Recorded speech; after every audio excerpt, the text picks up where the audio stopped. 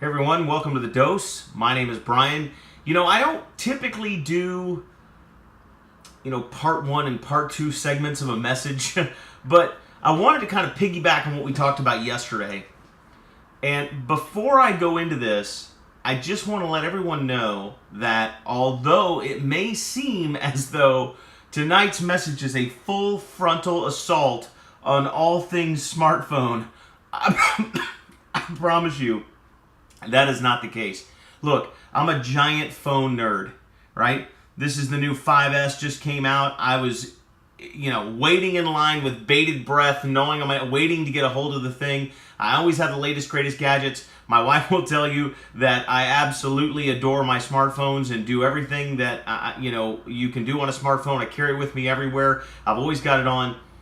But I'll tell you, as convenient and as powerful tool as these things can be, they can also be a huge detractor from what you're trying to get done in your business or in your relationships. Now, let me explain, okay? Yesterday, we talked about showing up, right?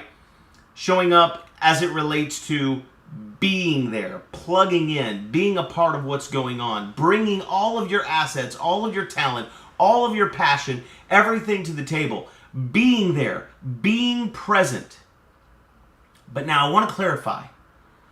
Your warm, pink, fleshy, oxygen-consuming meat sack in the room does not qualify as present. Present means the 6 inches between your ears must also be engaged. I saw a really funny post on Facebook the other day that showed a bunch of college students walking through a college campus. There was about 20 of them. And every single one of them was walking like this. And the quotation said, "I don't know why we're afraid of the zombie apocalypse. It's already happened." Right? And I had to laugh because that's so true. And if you've been in any kind of business meetings, board meetings, anything like that, I can't tell you how many times I've been at a board meeting or business meeting or a conference or those types of things, where business leaders come together. And everyone is so distracted. I mean, even in the middle of the meeting, they're trying to make it look like, it's not obvious. They're like, and then they're like, looking down at their phone. Guys, I want you to know something. Being present means giving someone your attention, doesn't it? Because it's more than just being in the room. It's giving someone your attention or giving the present situation your attention between your ears.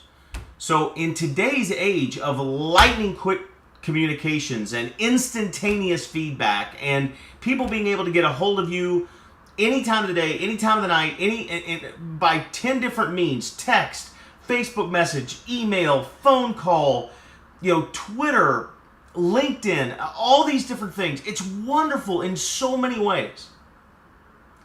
But it can also cause 2 negative side effects. One is detracting from your focus.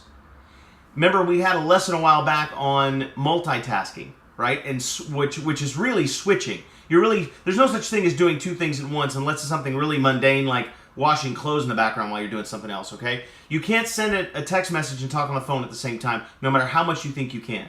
As you're writing, you're not listening. Does this make sense? As you're speaking, you're not focusing on what you're typing. Same thing goes with answering emails while you're on the phone or on a conference call or in a meeting or something like that. So there's really no such thing as multitasking. It's really just switching. And one of the detractors of this and one of the downsides to all the capability that these things provide is that if you're supposed to be focused on a specific task or on a specific event or on a meeting or just a conversation between 2 individuals, if you're constantly switching back to your phone to see what's going on, you're losing focus, you're losing efficiency, and you're losing productivity whether you realize it or you don't. You might think you're being more productive because you're getting 2 things done at once, but in reality, the 2 of them happening simultaneously together are taking much, much longer than if you tackled one at a time. The second downside is that these very, very capable and amazing devices have the capability to destroy trust within business or personal relationships because they have the ability to make someone that you're engaging with seem devalued. Allow me to explain. If you're having a conversation with someone and they're talking to you and they're communicating something to you that's important to them, and you're doing one of these, yeah, sure. Here's what you're saying to them. You're saying to them that whatever's going on here is more important than what they're saying.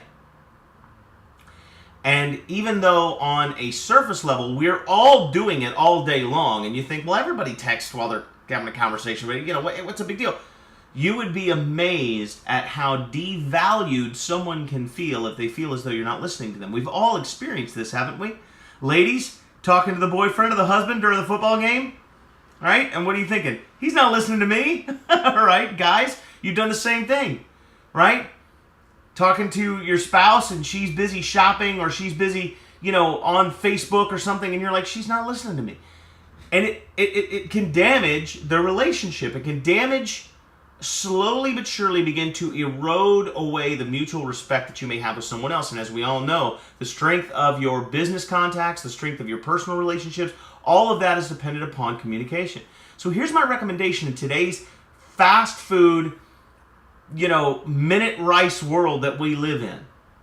When you're engaged in a conversation, give that conversation everything that you have in terms of your attention.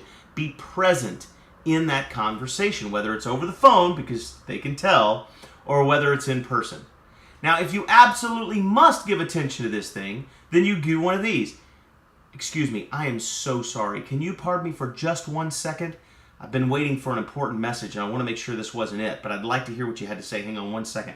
Nope, that wasn't the one I was looking for. I'm sorry. Please continue. You were saying, and you read back to them, or you say back to them the last, 2 or 3 sentences or a summary of the last couple of things they had to say. And that lets them know that even though you have to pay attention to multiple things, you are very focused on what they're saying and you do care about the communication they're trying to provide to you. Guys, this is going to make you stand out in a crowded marketplace. In a world where everyone is multitasking, everyone is heads down, everyone is face down in the drool bucket on their smartphone all day long, every day, when you're the kind of person that can look someone in the eye and give them your full, undivided attention, you will stand out in a marketplace. You will be so rare, and you will draw and attract so many positive things into your life because you're the kind of person that values another human being and their communication over what might come in across your little electronic miracle right here. So guys, I recommend that in today's busy and extremely overwhelmed and multitasking world,